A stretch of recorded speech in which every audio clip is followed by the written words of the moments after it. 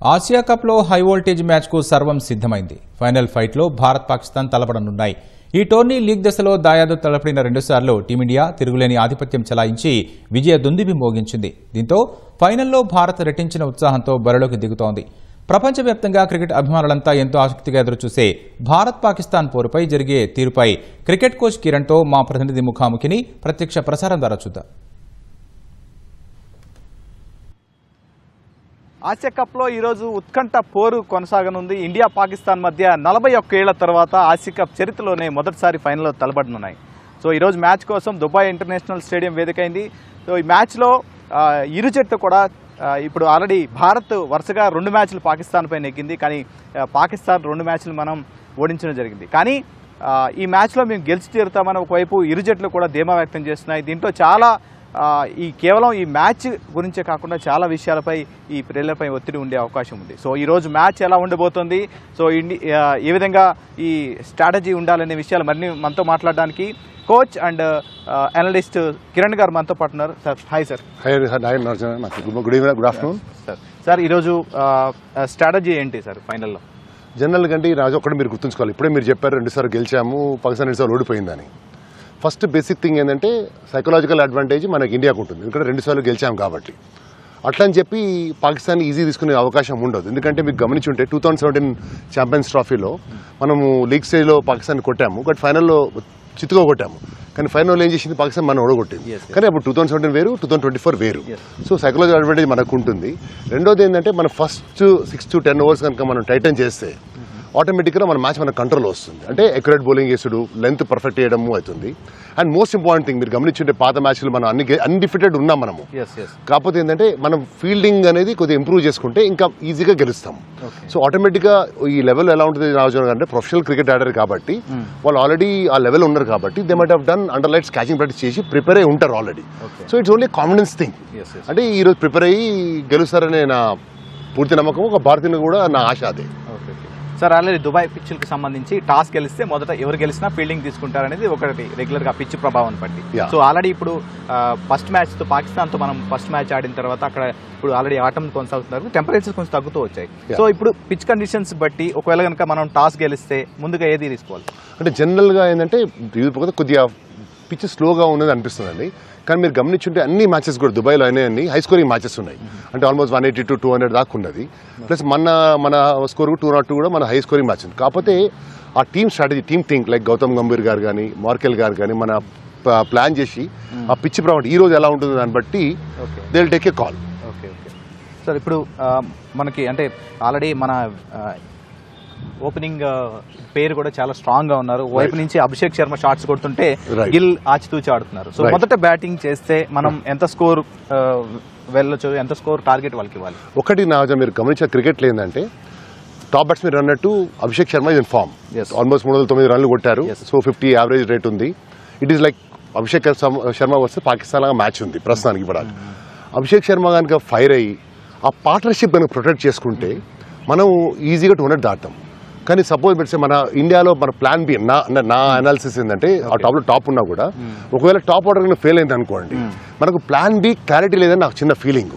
So ఎందుకంటే మన మ్యాచ్లో శ్రీలంకతో చూస్తే మనం ఫెయిల్ అయినప్పుడు టాప్ అన్ని వికెట్లు పడిపోవడం చూసాము. సో దీని మీద కూడా మన వాళ్ళు కూర్చొని ఆలోచన చేసిన. సో అభిషేక్ శర్మ, శుభ్మన్ గిల్ ఎవరైతే ఓపెనింగ్ చేస్తారో వాళ్ళు కనుక ప్రొటెక్ట్ చేస్తే ఈజీ అవుతుంది. మీరు ఎందుకు అనవచ్చు నాకు, ఎందుకంటే కొత్త బ్యాట్స్మెన్ ఎవరైతే వస్తారో వాళ్ళు ఇది ఉన్న 120 బాల్ మ్యాచ్ వాళ్ళకు కొద్దిగా కష్టంగా ఉంటుంది. సో ఇండియా తరఫున ఏంటంటే ఏ పార్ట్నర్షిప్ లైక్ ఓపెనర్స్ వచ్చినా వాళ్ళు ప్రొటెక్ట్ చేసుకోవాలి.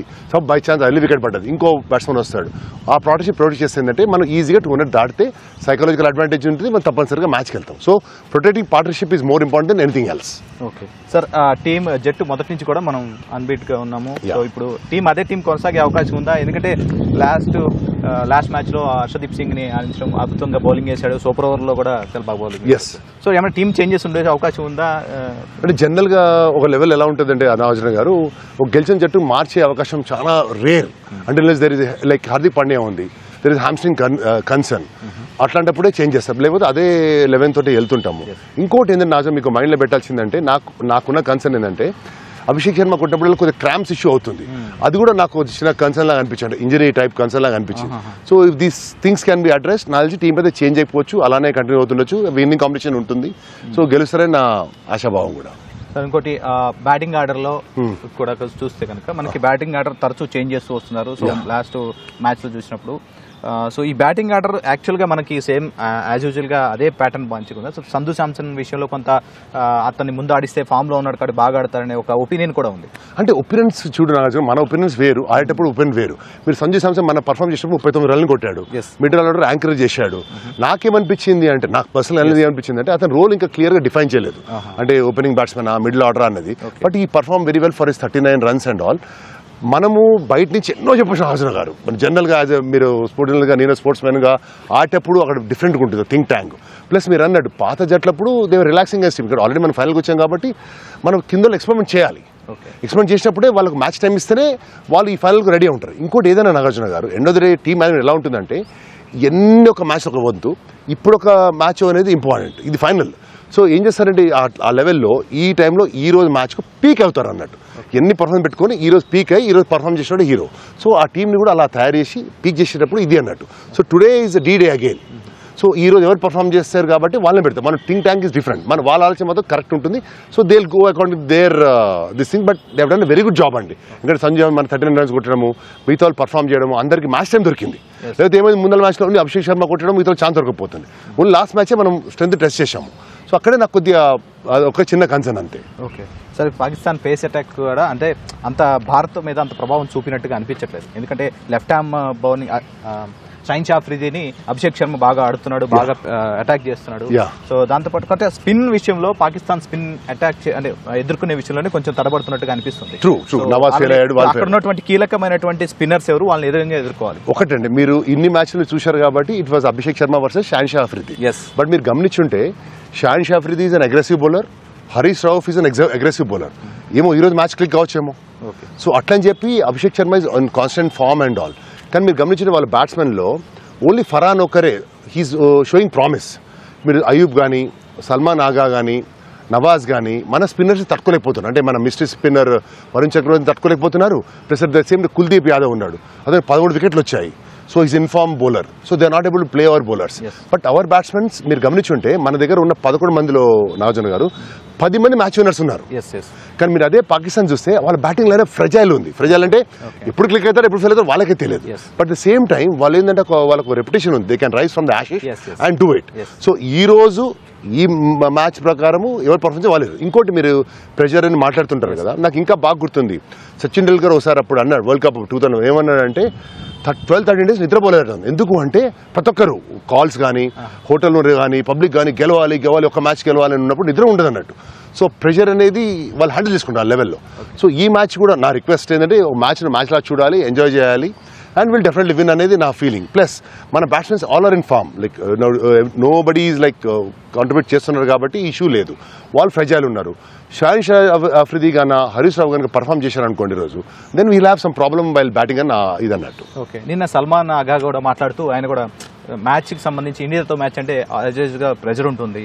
సో ఆ ప్రెజర్ని మేము బేస్ చేసుకుని మేము ఆడతాము, ఈ అందులోనూ ఫైనల్ కాబట్టి కొంత ప్రెజర్ ఉంటుందనే విషయాన్ని ఆయన చెప్పడం జరిగింది. సో భారత ప్లేయర్ మీద ఆల్రెడీ ఏం కనిపించలేదు. లాస్ట్ పాకిస్తాన్ మీద ఆడినప్పుడు చాలా ఫ్రీగా ఆడేశారు.